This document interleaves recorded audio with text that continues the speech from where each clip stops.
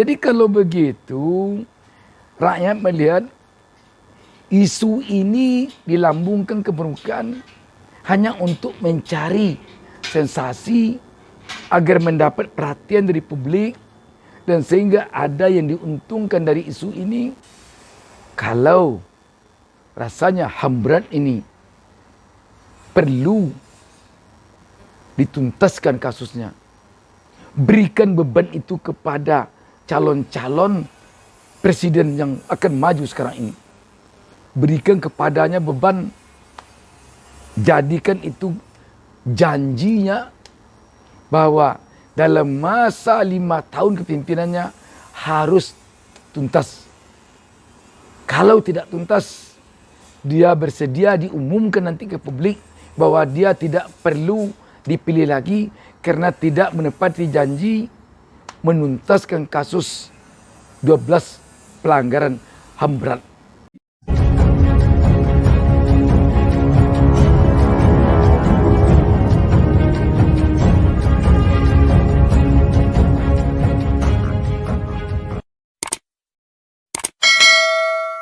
Assalamualaikum warahmatullahi wabarakatuh. Kita berjumpa lagi dalam kesempatan ini. Saya doakan kepada Allah Subhanahu wa taala semoga seluruh pemirsa tetap berada di dalam lindungan Allah Subhanahu wa taala dan tetaplah hendaknya mendapatkan berkah dari Allah Subhanahu wa taala, Tuhan Yang Maha Esa.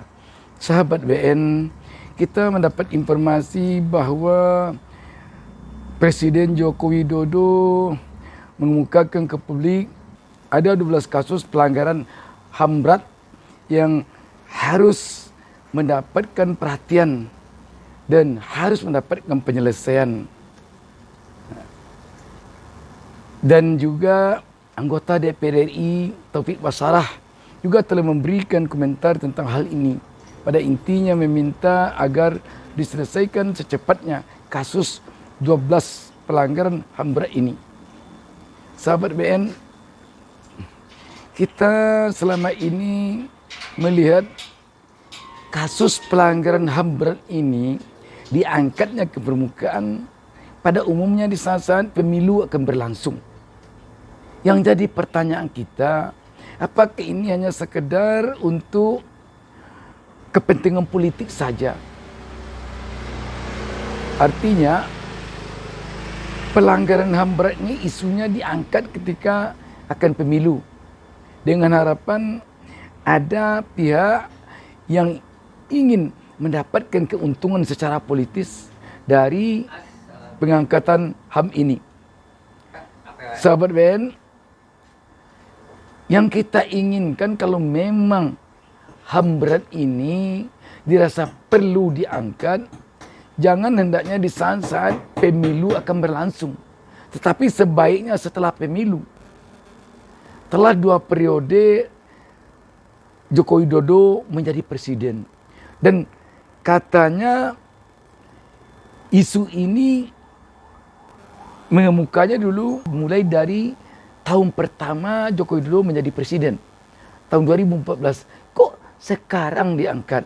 Dan kita melihat juga 2019 atau 2018 juga dulu diangkat. Setelah itu diam. Jadi kalau begitu, rakyat melihat isu ini dilambungkan ke permukaan hanya untuk mencari sensasi agar mendapat perhatian dari publik, dan sehingga ada yang diuntungkan dari isu ini, tetapi sebaliknya ada juga yang dirugikan. Kita tahu dulu kasus pelanggaran HAM berat yang dulu ditujukan kepada Prabowo Subianto itu tetap diangkat ketika di saat-saat pemilu akan berlangsung. Malah dulu disebut-sebut nama Prabowo ketika pemilu 2014 dan 2019. Sekarang memang tak disebut nama Prabowo, entah karena apa. Tetapi yang namanya pelanggaran HAM berat tetap juga diangkat. Jadi tidak ikhlas tampaknya kalau begitu ya. Kalau begitu berarti tidak ikhlas pengangkatan isu HAM berat ini semata-mata untuk memberikan hak dari yang terkena pelanggaran HAM berat ini. Kecuali kalau misalnya korban 6 orang pengawal Habib Rizik yang meninggal baru lalu, dan kasus kejuruhan, kalau itu dikategorikan kepada pelanggaran HAM berat dan diangkat sekarang ini, wajar. Tapi kita melihat peristiwa kejuruhan dan peristiwa meninggalnya, terbunuhnya 6 pengawal Habib Rizik dinyatakan tidak termasuk pelanggaran HAM berat. Tapi kalau itu masuk pelanggaran HAM berat dan lantas diungkit sekarang ini, wajar. Ini tidak termasuk itu kelihatannya. Jadi untuk apa? Kalau rakyat mengatakan atau menganggap untuk mendapatkan keuntungan bagi pihak-pihak tertentu secara politis, waduh, nyawa orang kok dijadikan untuk mengeruk keuntungan secara politis. Sangat naif namanya kalau begitu.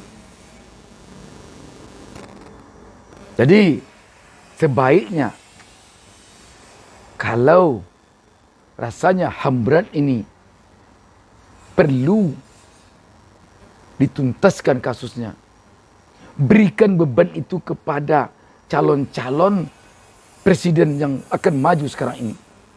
Berikan kepadanya beban, jadikan itu janjinya bahwa dalam masa 5 tahun kepemimpinannya harus tuntas.